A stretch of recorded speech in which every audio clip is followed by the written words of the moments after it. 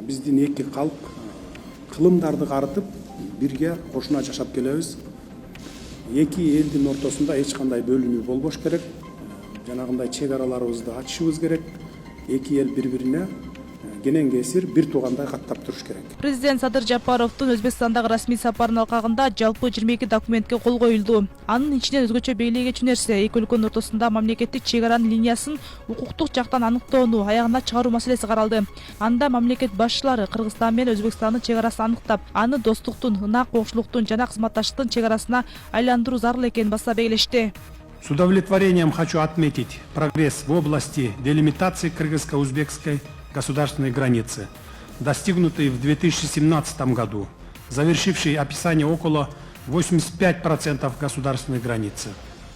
Считаю необходимым продолжить переговорный процесс и не снижать набранный темп.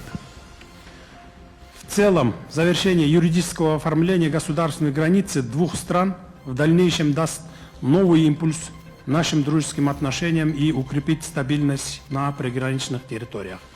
Маалыматка караганда Кыргызстандын Өзбекстан менен чек арасынын 10%, ал эми Тажикстан менен 40% тактала элек. Мындан улам аталган эки өлкөнүн ортосунда чек араларда улам жаңжал чыгып, тургундар чек ара маселесин тез арада чечүүнү талап кылып, бийликке бир нече жолу кайрылышкан.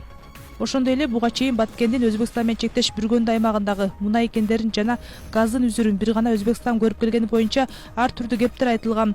Тагыраагы Өзбекстан Совет мезгилинен бери Баткендеги Бүргөндү аймагындагы газ жана мунай кендерин бекер пайдаланып, Кыргызстанга бербей келгендиктен Баткендеги бир нече айыл газсыз калган. Буга себеп катары кыргыз-өзбек чек арасын тактоодо Баткендин Бүргөндүсүндөгү үчтиликке Өзбекстандын пайдасына картага чийилгени айтылган эле. Белгилей кетсек, буга чейин ар бир келген бийлик элге тагышул чек ара маселесин чечүү боюнча убаданын берип келишет. Бирок тилекке каршы бир нече жылдан бери чек ара маселесине чекит коюлбай, калктын нараазычылыгын жаратып келет.